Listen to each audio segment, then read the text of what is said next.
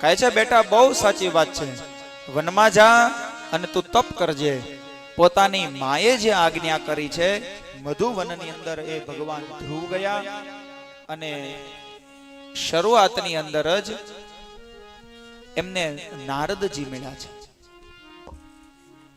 નારદજી કહે છે ક્યાં જા છો? કહે છે વનમાં. કહે છે શા માટે? કહે છે ભગવાનને પ્રાપ્ત કરવા છે. એટલે કહે છે વનની અંદર મોટા મોટા જનાવર હોય, સિંહ હોય, દીપડા હોય, એ બધા તને મારી નાખશે. કહે છે હે પ્રભુ, તમે મને એ જણાવો કે ટીટોડીએ ઈંડા મૂકેલા હોય, એ એકદમ નાના નાના હોય, એનું રક્ષણ કોણ કરે?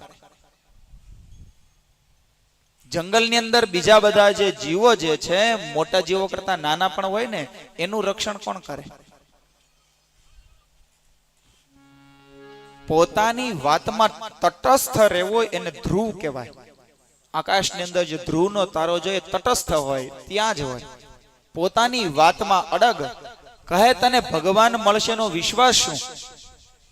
તું તપ કરને, ભગવાન તને મળશે જ. ધ્રુવજી કહે એ તો તમે કયો ન્યા હું લખી દઉં? તમે કયો તો હું ત્રાંબાના પત્રમાં લખી દઉં કે મને ભગવાન અવશ્ય મળશે જ. કે તને આટલો બધો વિશ્વાસ કેમ? અને ધ્રુવે કીધું કે હે પ્રભુ, તમારી જેવા સદગુરુ મને મળે તો ભગવાન મળશે એમાં સંશય હોય જ નહીં. તમારી જેવા સદગુરુ મને મળ્યા છે એટલે ભગવાન તો મળે જ. હવે મને ભગવાન ન મળે તો એ ગુરુનો દ્રોષ કે ગુરુનો દ્રોહ કહેવાય. પણ મને તો વિશ્વાસ છે કે નારદ જેવા ગુરુ કોઈને મળે, અને મારા જાણમાં તો એવા ઘણા બધા છે કે જેને તમે દીક્ષા આપેલી છે ને એને ભગવાન મળ્યા. એટલે હે પ્રભુ, કૃપા કરીને તમે મને કઈ દીક્ષા આપો.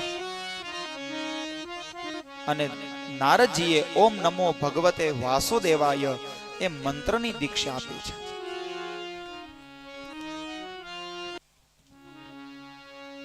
આ બાજુમાં ધ્રુવ ભગવાન એ ઓમ નમો ભગવતે વાસુદેવાય આ મંત્રનો જપ કરવા લાગ્યા અને તપ કરે છે.